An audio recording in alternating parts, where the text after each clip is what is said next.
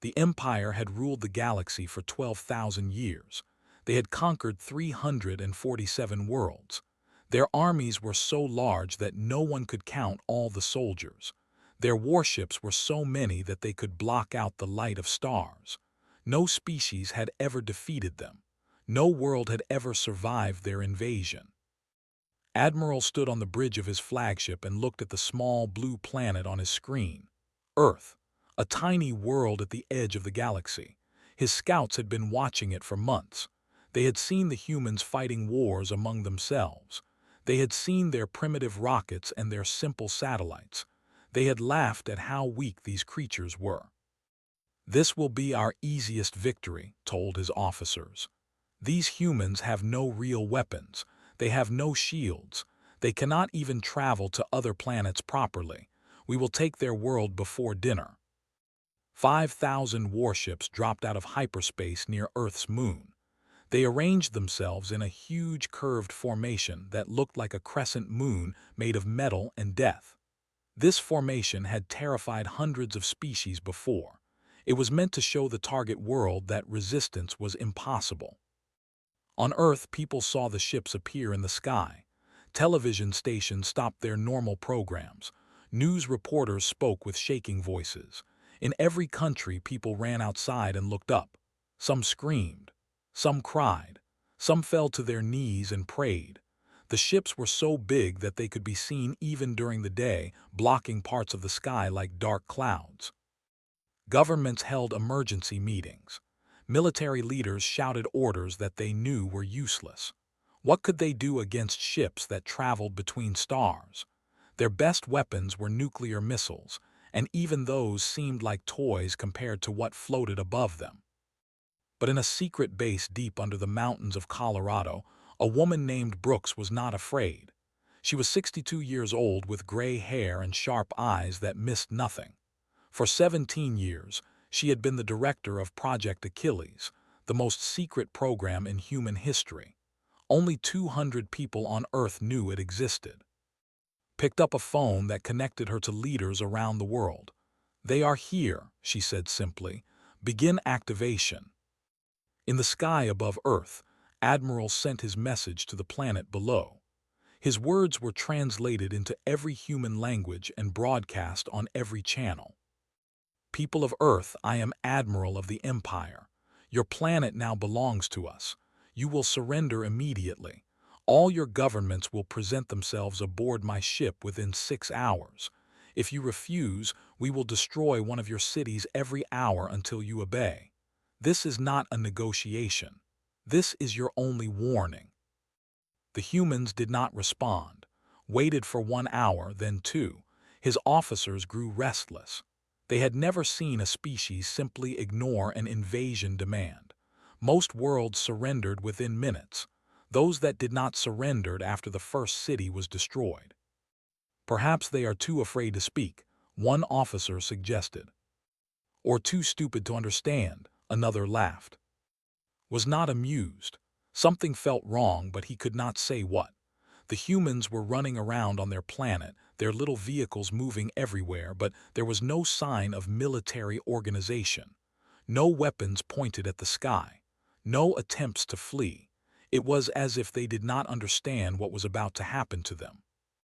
"Enough waiting," decided. "Target one of their coastal cities. Show them what happens when they ignore the Empire." His weapons officers began the targeting sequence. Massive energy cannons hummed as they powered up. On their screens, they selected a city called Los Angeles, home to millions of people who had no idea they had been chosen to die. "Admiral," a sensor officer suddenly said, "I am detecting strange readings from the planet's surface." Turned, "What kind of readings?" "Energy signatures. Hundreds of them. They are appearing all over the planet. The power levels are. This cannot be right." "Show me." The main screen changed to show Earth covered in glowing dots. Each dot represented an energy source, and each one was putting out more power than a warship reactor. They had not been there moments ago. It was as if someone had turned on a switch and activated something that had been hidden for a long time. "That is impossible," whispered. "Their technology cannot produce power like this. Our scouts watched them for months. They have nothing that could." A beam of bright blue light shot up from Earth's surface. It moved faster than anything had ever seen. Before he could even finish his thought, the beam struck one of his warships. The shields that had protected that ship for 300 years of conquest flickered once and died. The hull, made of the strongest metal in the galaxy, melted like butter in a furnace. The ship exploded in a ball of white fire. Then came more beams, dozens of them, then hundreds. They rose from Earth's surface like an angry swarm, each one finding a ship with perfect accuracy. The sky filled with explosions. Stood frozen as he watched his fleet begin to die. Ships that had conquered entire worlds were being destroyed in seconds. His tactical display was a chaos of red warning lights and damage reports. Officers were screaming. Alarms were blaring. And still the beams kept coming. "Return fire," finally shouted. "Destroy their weapon sites." His remaining ships fired their own weapons at Earth. Massive energy blasts that could crack a planet's crust shot toward the surface. They should have caused devastation beyond imagination. Instead, they hit something invisible and stopped. A shield covered the entire planet, a barrier of energy so powerful that weapons simply disappeared when they touched it. 12,000 years of military technology, and they could not even scratch the surface of this supposed primitive world. "How is this possible?" asked no one. "How can they have this? We watched them, we studied them, they had nothing." In the Colorado base, Brooks watched the battle on her screens. Her face showed no emotion. She had spent 17 years preparing for this exact moment. Every hidden weapon, every secret shield generator, every defense satellite had been built for today. She pressed a button on her console. "Launch the fleet," she ordered.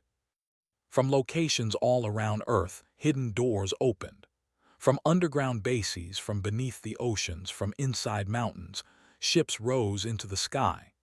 They were not the clumsy rockets that the world knew about.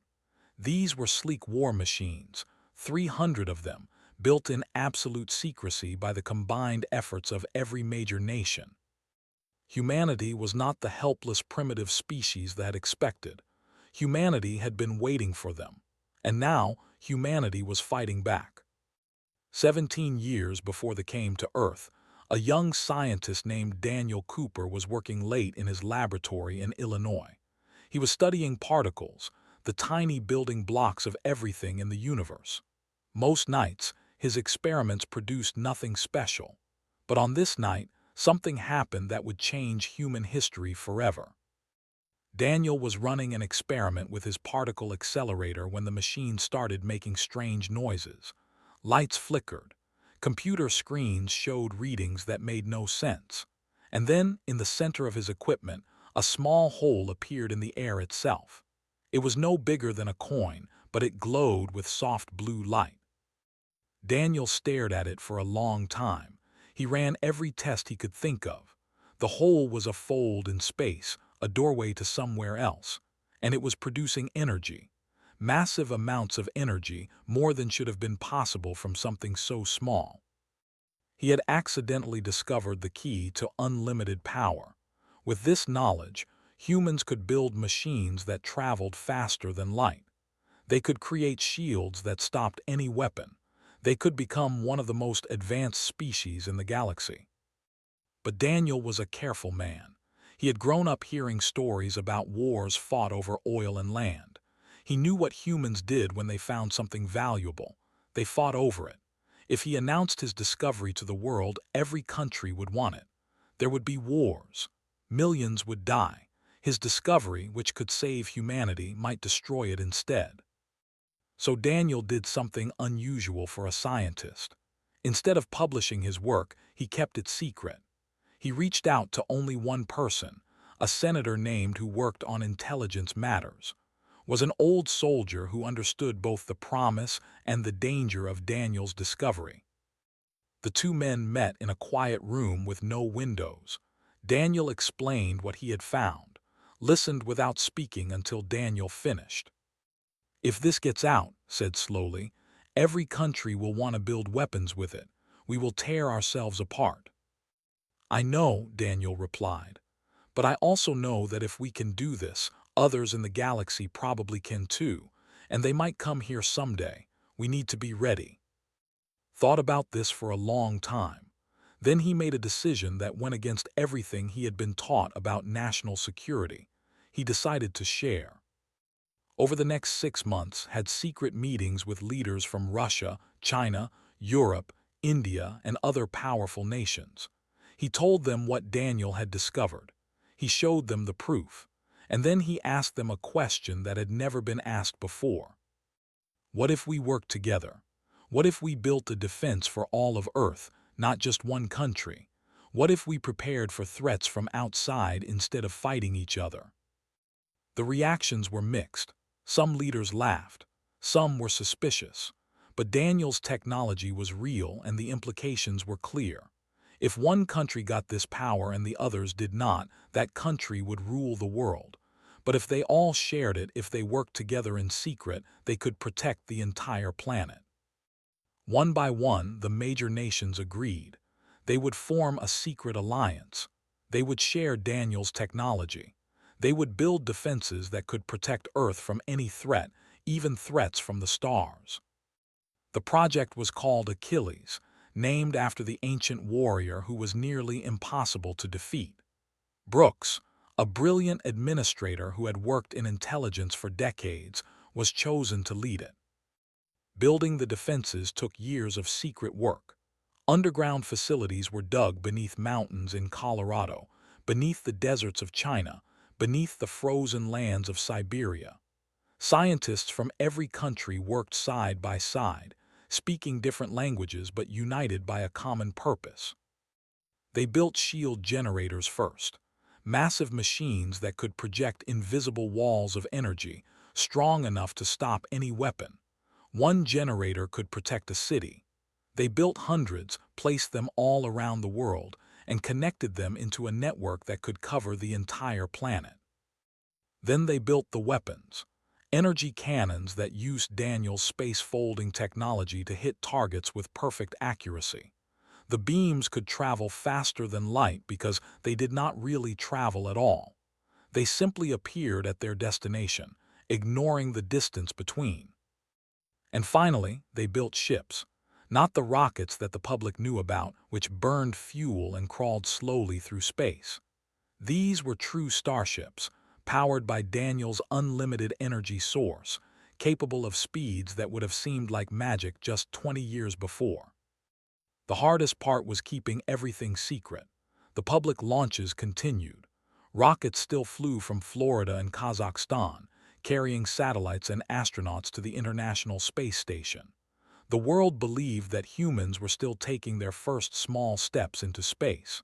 They did not know that beneath their feet, a fleet of 300 warships waited in hidden hangars. Pilots were recruited from militaries around the world. They were told they were joining a special program, and they were sworn to absolute secrecy. They trained in underground simulators, learning to fly ships that officially did not exist. Many of them never told even their families what they really did. Brooks watched the project grow year by year. Sometimes she wondered if they were wasting their time. Perhaps no aliens would ever come. Perhaps the galaxy was empty and all their preparations were for nothing. But she kept building anyway. Because if she was wrong, if something was out there, humanity would have one chance to survive. They would not get a second opportunity to prepare. When the ships appeared above Earth, felt a strange sense of relief. Not because she wanted a war, but because the waiting was finally over. 17 years of work, 17 years of secrecy, 17 years of wondering if any of it mattered. Now she would find out. She gave the orders calmly, the way she had practiced so many times. Shield generators activated around the world, linking together into a protective shell around the planet. Weapon systems came online, their targeting computers already tracking the enemy ships. And in the hidden hangars, pilots ran to their ships, ready to fly into battle. They had come to conquer a helpless world. They had found something very different. They had found a species that had been preparing for them, a planet that had turned itself into a fortress, and a people who were not afraid to fight back. Price had been a Navy pilot before Project Achilles found him. He had flown fighter jets from aircraft carriers, and his commanders said he was the best they had ever seen. When a stranger in a dark suit offered him a job flying ships that could travel between stars, thought it was a joke. When he saw the ships with his own eyes, he knew his life would never be the same. For 15 years, trained for a war that might never happen, he flew simulations thousands of times. He studied battle tactics from every war in human history. He learned to think like a commander, not just a pilot. When Project Achilles chose him to lead the fleet, he was honored and terrified in equal measure. Now, as he sat in the command chair of the UES Defiant, watched the fleet dying on his screens. The ground-based weapons were doing their job perfectly, destroying enemy ships by the dozens. But there were still thousands of them, and some were starting to organize a response. All ships launch, ordered into his communicator. Formation Delta, weapons free. 300 human warships rose from Earth's surface. They punched through the atmosphere like arrows, leaving trails of fire behind them. They were smaller than the ships, built for speed and precision rather than raw power. But what they lacked in size, they made up for in technology that the Empire could not match. His crew worked around him with quiet efficiency. Lieutenant Torres handled the weapons, her fingers dancing over her controls as she targeted enemy ships. Lieutenant Commander Benjamin Grant watched the sensors, calling out positions and movements. Ensign Young managed the shields, keeping the Defiant protected as enemy fire started reaching toward them. "Enemy formation breaking up," Benjamin reported. "They are trying to scatter." "Don't let them," replied. "Hunting groups pursue and destroy, no ship escapes." The human fleet split into smaller teams, each one chasing down fleeing vessels. The Empire's ships were fast, but the human ships were faster. They darted through space like predators hunting prey, their weapons striking with deadly accuracy. On the flagship, Admiral watched his Empire's greatest fleet being destroyed by a species that should have been helpless. His tactical display was almost entirely red now, showing destroyed ships everywhere he looked. The few remaining green dots representing his own vessels were scattered and running. "Signal all ships," ordered, his voice hollow with shock. "Full retreat, jump to hyperspace immediately." But his communications officer shook his head. "Admiral, we cannot reach most of the fleet. Their communications are being jammed." "How? Our systems are the most advanced in the galaxy." "Not anymore, Admiral." Felt something he had not experienced in 300 years of warfare, true fear. The humans had anticipated everything. They had prepared for every tactic he might use. They were not just defending themselves. They were systematically hunting his fleet to extinction. Price saw the remaining ships trying to power up their hyperspace drives. He knew from captured intelligence that the drives needed about 30 seconds to charge. 30 seconds was more than enough time. "Target their drive systems," ordered. "Disable every ship you can. We cannot let any of them escape." The human ships focused their fire on the glowing engines at the rear of each vessel. The beams struck with surgical precision, cutting through shields and armor to destroy the delicate drive systems inside. Ship after ship found itself trapped, unable to run, surrounded by enemies. Some captains tried to fight. They turned their weapons on the human ships, filling space with energy blasts. But the human shields held, and the return fire was devastating. A warship could fire 100 shots at a human vessel without breaking through. A single human shot could end a ship. Watched a group of enemy vessels cluster together, combining their fire in a desperate attempt to break through. For a moment, the concentrated attack actually stressed one human ship's shields. But then 2 more human ships arrived, and they died in a storm of blue light. "Commander," Benjamin said suddenly, I have one ship powering up for hyperspace jump. Northern sector. It has a head start. Looked at the display. One cruiser moving away from the battle at maximum speed. Its drive was almost charged. In 10 seconds, it would jump to safety and carry news of this defeat back to the Empire. I have it, said. All ships continue cleanup. I will handle this one. The Defiant surged forward, its engines pushing harder than they ever had in training. The ship shook slightly as it accelerated, but kept his focus on the fleeing enemy. The distance closed rapidly, but not rapidly enough. The drive would be ready before he was in range. I need a long-range shot, said. At this distance, accuracy drops to 60%, she warned. Take it anyway. Torres aimed carefully, calculated for the movement of both ships, and fired. The beam lanced across space toward the cruiser. It struck just as the drive activated, hitting the exact spot where space was folding for the jump. The explosion was like a small star being born. The ship did not just die. It was torn apart by forces that should not have existed, its matter scattered across dimensions. The light was visible from Earth's surface, a brief flash that many people would later describe as beautiful. Let out a breath. No survivors, no messages, no warnings sent back to the Empire. All enemy vessels destroyed, Benjamin reported a few minutes later. I count 0 remaining ships in the system. The battle had lasted 38 minutes. On Earth, people watched the fires fade from their sky. The alien ships that had terrified them were gone, reduced to debris that was already starting to fall as burning meteors. Many people cheered. Many cried. Some simply stood in silence, unable to understand what had happened. In her command center, Brooks allowed herself a small smile. They had done it. Against an empire that had never been defeated, humanity had won completely. 5,000 enemy ships destroyed. 0 human ships lost. It was the greatest victory in the history of warfare. But knew this was not the end. Somewhere out there, the Empire still existed. They had thousands more ships, trillions of soldiers, and a pride that would not accept defeat quietly. When they learned what had happened here, they would come back. Begin Phase 2, ordered.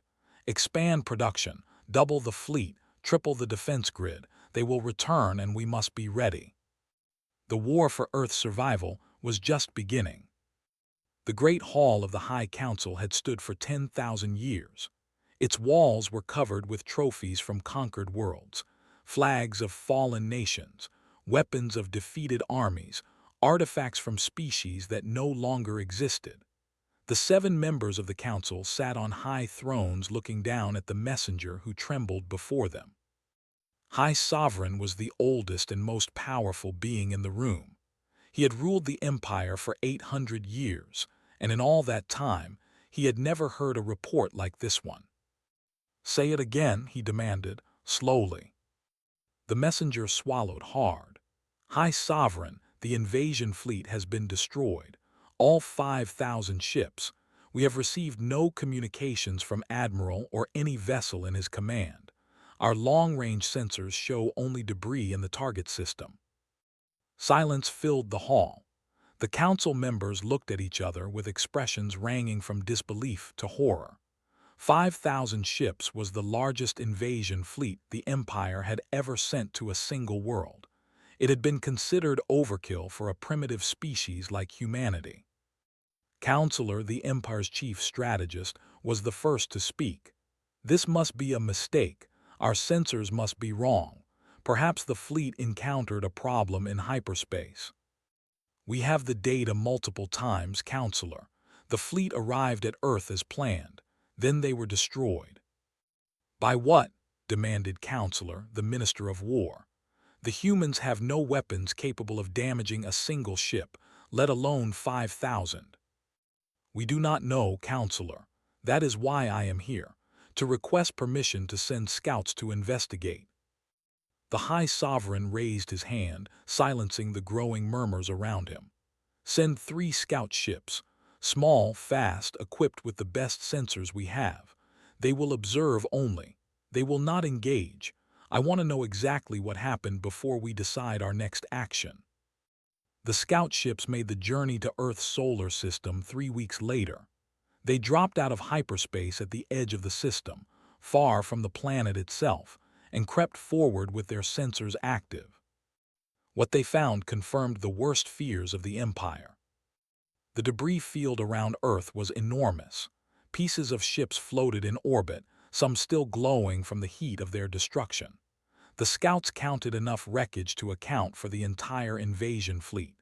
There were no survivors, no escape pods, no distress beacons. The fleet had been completely annihilated. But more troubling than the debris was what the scouts saw around the planet itself. Satellites that their intelligence had classified as simple communications devices were now clearly visible as weapon platforms. Energy signatures on the planet's surface showed power generation far beyond anything a primitive species should possess. And orbiting the planet were ships that looked nothing like the crude rockets humans were supposed to have. "This is impossible," the lead scout commander muttered.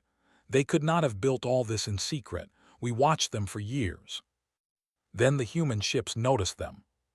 3 vessels broke orbit and accelerated toward the scouts with terrifying speed. They crossed distances in seconds that should have taken minutes. The scout commander realized immediately that running would be useless. These ships were faster than anything in the Navy. "2 ships will engage and buy time," he ordered. "My ship will escape and bring this information back to the Empire. The High Council must know what we face." The 2 scout ships turned toward the approaching humans and opened fire. Their weapons, which could destroy asteroids, splashed harmlessly against human shields. The return fire was brief and devastating. Both scouts were destroyed in less than 10 seconds. But that 10 seconds was enough. The lead scout ship charged its drive and jumped to hyperspace just as the human weapons reached it. It escaped into the safety of faster-than-light travel, carrying recordings that would change the Empire's understanding of the universe. The High Council watched the recordings in stunned silence. They saw the human ships move with impossible speed. They saw weapons fail to penetrate human shields. They saw their own advanced technology treated as if it were harmless. "We sent 5,000 ships against this," High Sovereign said quietly, "and they destroyed all of them without losing a single vessel of their own." "We must respond with overwhelming force," Counselor insisted. "Send the Grand Fleet, every ship we have. We cannot allow this insult to stand." "And if the Grand Fleet fails as well," Counselor asked, "we would have no defense left. Other species we have conquered would see our weakness. They would rebel. The Empire could collapse." "Then what do you suggest? We simply accept defeat." "I suggest we learn more before we act. We rushed into this invasion without proper intelligence. We assumed the humans were primitive because they appeared primitive. We were wrong. We cannot afford to be wrong again." The debate continued for days. Some council members wanted immediate revenge. Others counseled patience. The Empire had never faced a situation like this, and no one knew the correct response. On Earth, Brooks received reports of the scout ships within minutes of their arrival. She watched as 2 were destroyed and 1 escaped. Part of her wished they had caught all 3, but she was not surprised that 1 got away. It was almost inevitable that the Empire would learn what had happened eventually. "The galaxy will know about us now," she told her staff. "The secret is out. Humanity is no longer just another primitive species waiting to be conquered. We are a power that must be considered." She decided it was time to tell the truth to the people of Earth. For 17 years, Project Achilles had operated in shadows. Governments had lied to their citizens about the true state of human technology. That could not continue. A global broadcast was arranged. Leaders from every nation that had participated in Project Achilles stood together for the first time, facing cameras that would carry their words to billions of people. Brooks spoke first. She explained everything, Daniel's discovery, the secret alliance, the years of hidden preparation, and the battle that had saved Earth from conquest. She showed footage of the fleet being destroyed. She revealed the existence of the ships that had protected them. "We kept this secret because we feared what might happen if the world knew," she said. "We feared panic. We feared conflict. We feared that humanity would tear itself apart fighting over this technology instead of using it to protect ourselves. Perhaps we were wrong to be so cautious, but now you know the truth. We are not alone in the universe, and we are not helpless." The reaction was overwhelming. Some people were angry about being lied to. Some were grateful that someone had been thinking ahead.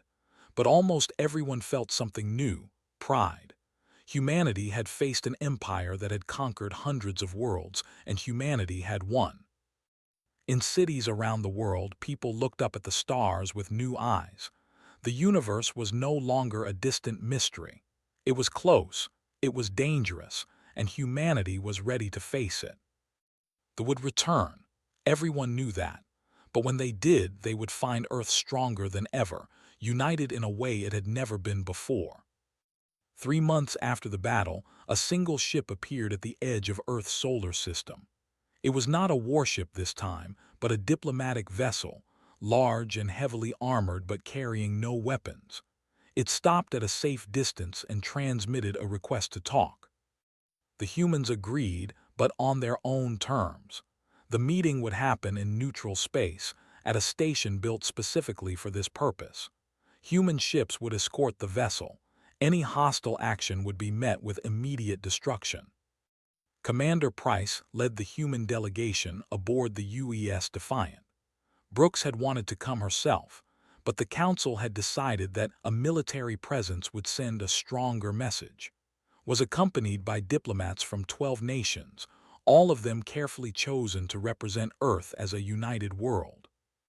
The space station where they met was simple but impressive. It had been built in just 6 weeks, orbiting the moon, assembled by construction ships that the public had never known existed. The station served as proof that humanity could build quickly when it wanted to. The delegation consisted of 3 figures led by Counselor herself. She was tall and elegant, with pale skin and eyes that seemed to look through everything they saw. Noticed that she moved carefully, as if she was always ready to react to danger. "I am Counselor of the High Council," she said, as the delegations faced each other across a long table. "I speak with the full authority of the Empire." "I am Commander Price of the Earth Defense Initiative," replied. "I speak for the people of Earth." His eyes narrowed slightly.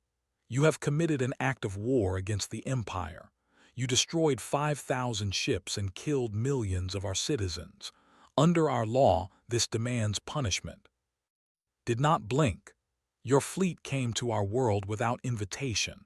Your admiral threatened to destroy our cities. He demanded our surrender and the enslavement of our people. We defended ourselves. Any fair observer would say you were the aggressors. You are a primitive species with no standing in galactic affairs. You have no rights under our law." "Then perhaps," said calmly, "your law is wrong." The negotiations were difficult. They were not used to treating other species as equals. For thousands of years, they had simply taken what they wanted. The idea of sitting across a table and bargaining was strange and uncomfortable for them. But Counselor was smart enough to recognize reality. The scout recordings had shown her what human technology could do. If the Empire attacked again, they might win eventually through sheer numbers, but the cost would be enormous. Other conquered species would see the Empire bleeding. They would start to wonder if they too could resist. The humans, meanwhile, were bargaining from a position of unexpected strength. They had defeated the largest invasion fleet in Imperial history without losing a single ship. They had technology that the Empire could not match, and they had shown that they were willing to fight. Day after day, the two sides talked. They demanded punishment for the destruction of their fleet. The humans refused. The humans demanded recognition as an independent species with rights equal to any other. They resisted. Slowly, painfully, a compromise emerged. The Empire would formally recognize humanity as a sovereign species. Earth and its solar system would be acknowledged as human territory, protected by galactic law. In exchange, humanity would agree to certain limits on expansion and would share selected technologies that could benefit the wider galaxy. It was not a perfect deal. Many humans felt they were giving away too much to an enemy that had tried to enslave them. Many saw the treaty as a humiliating surrender, but both sides recognized that the alternative was more war, and neither was ready for that. The treaty was signed 18 days after negotiations began. Counselor pressed her mark onto the document with a face that showed no emotion. Price signed for humanity, his hand steady despite the weight of what he was doing. "This is not the end," said quietly as the ceremony concluded. "The Empire does not forget." "Neither does humanity," replied. "But perhaps we can find ways to work together instead of fighting. Perhaps we can learn from each other." Looked at him for a long moment, then unexpectedly she nodded. "Perhaps time will tell." In the years that followed, Earth changed rapidly. The technology that had been hidden in Project Achilles was released to the public.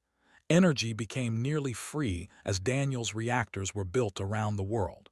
Poverty dropped as machines took over dangerous and difficult work. Diseases were cured as medical science leaped forward with new tools. But the biggest change was in how humanity saw itself. They were no longer alone in the universe. They were no longer the most powerful thing they knew, but they had proven that they could stand against those who would destroy them. Space exploration exploded. Colonies were established on Mars, on the moons of Jupiter, and beyond. Human ships traveled to distant stars and made contact with other species. Some were hostile, some were friendly. Many were simply curious about the small blue world that had defeated the mighty empire.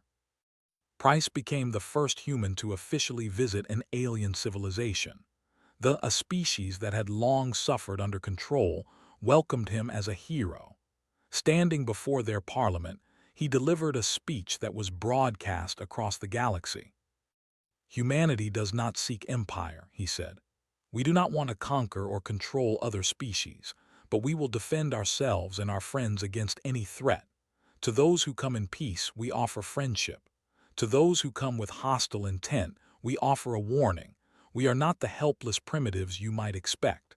We have faced the greatest military power in the galaxy and we have won. We will do so again if we must."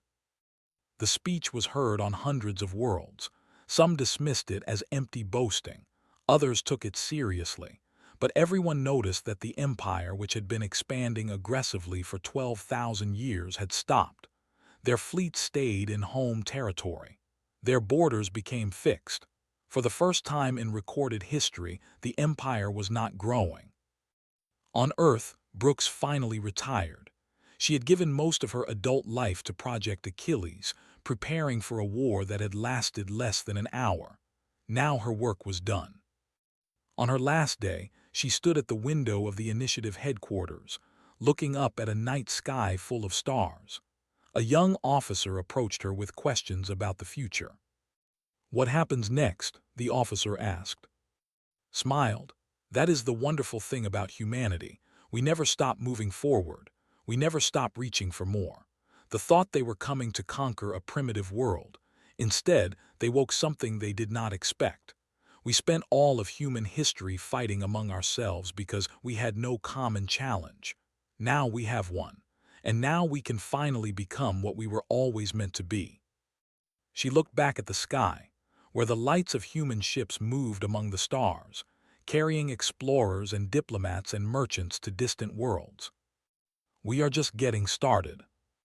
Far above, the stars seemed to shine a little brighter, as if the galaxy itself was watching to see what humanity would do next.